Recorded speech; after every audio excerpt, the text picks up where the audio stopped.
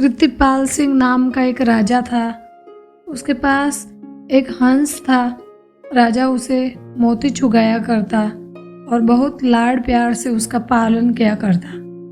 वह हंस नित्य बढ़ती सायकाल राजा के महल से उड़कर कभी किसी दिशा में और कभी किसी दिशा में थोड़ा चक्कर काट आया करता।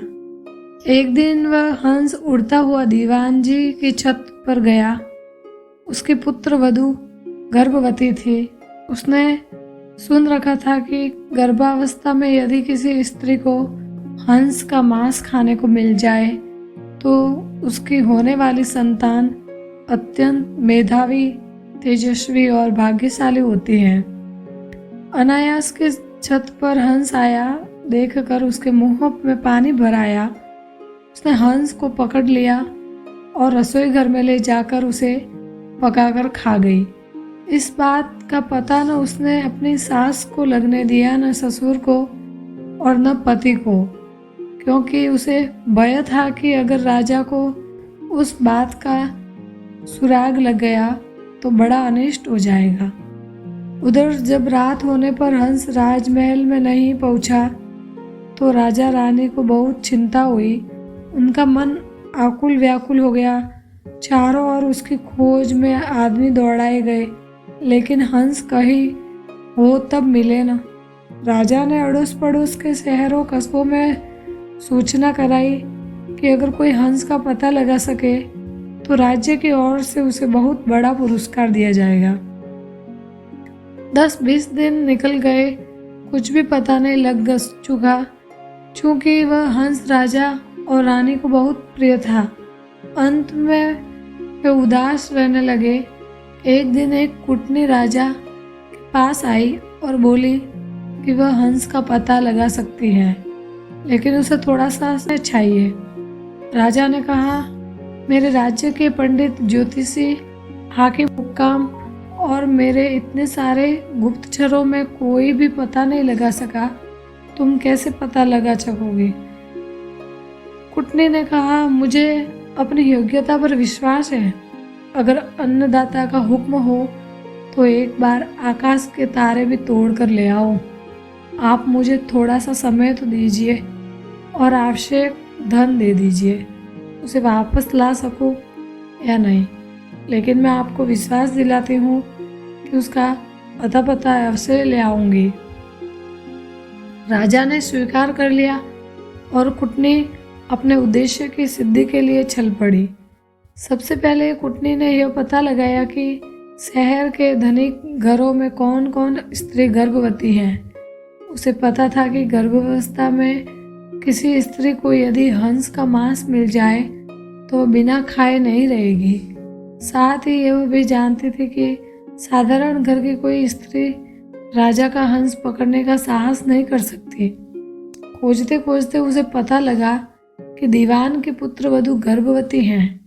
अंत उसके मन में संदेह हो गया कि वो हो सकता है राजा का हंस उड़ते उड़ते किसी दिन इनके घर की छत पर आ गया हो और गर्भावस्था में होने के कारण लोभवश यह स्त्री उसे खा गई हो।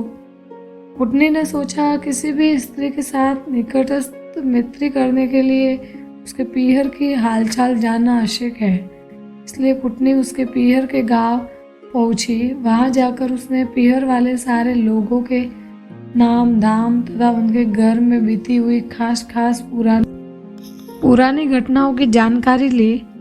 उसे पता लगा कि दीवान जी की पुत्र वधू की बुआ छोटी उम्र में ही किसी साधु के साथ चली गई थी और आज तक लौट कर नहीं आई।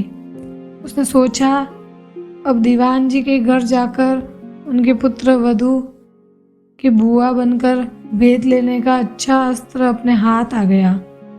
वह दीवान जी के घर गई।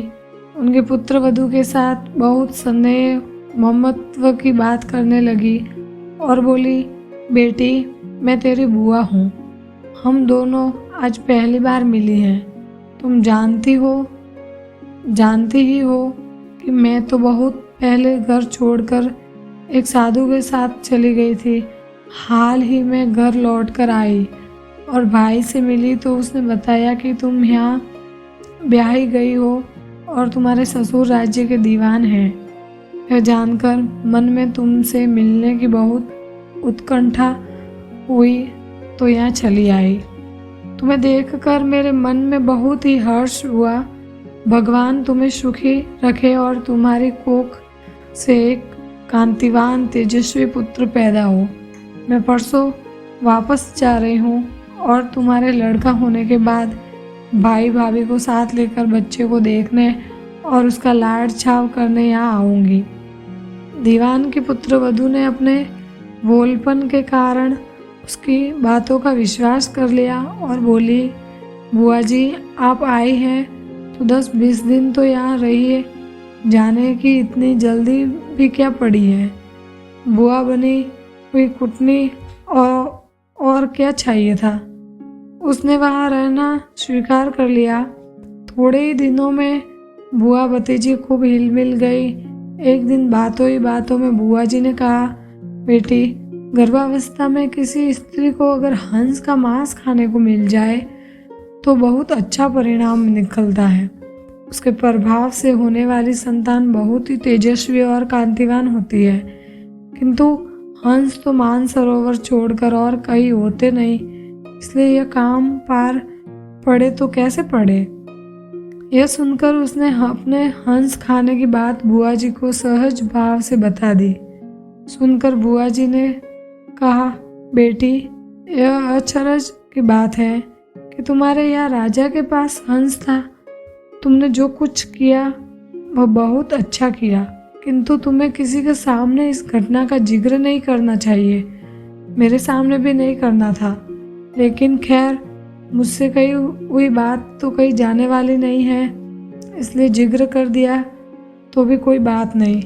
कुछ दिन और बीत गए, तब कुटनी ने कहा, बेटी अगर भगवान के सामने तुम हंस खाने की बात स्वीकार कर लो तो हंस की हत्या का पाप तो सिर से उतर ही जाएगा, सुपरिणाम भी द्विगुणित होगा।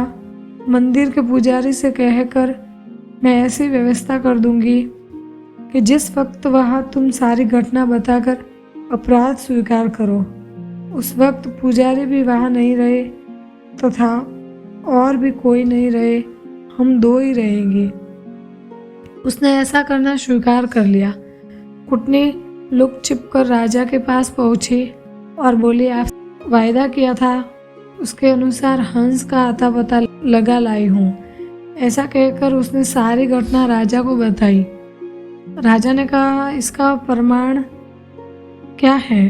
वह बोली, फला दिन आप मंदिर में आ जाए और हंस खाने वाली स्त्री की स्वीकारोक्ति स्वयं अपने कानों सुन ले। राजा ने ऐसा करने की हाँ भर ली। नियत दिन समय से कुछ पहले पूर्व योजना के अनुसार कुटनी ने राजा को एक जरा ऊंचे स्थान पर रखे हुए एक बड़े से ढोल में छिपा दिया और बुआ भतीजी मंदिर पहुंची।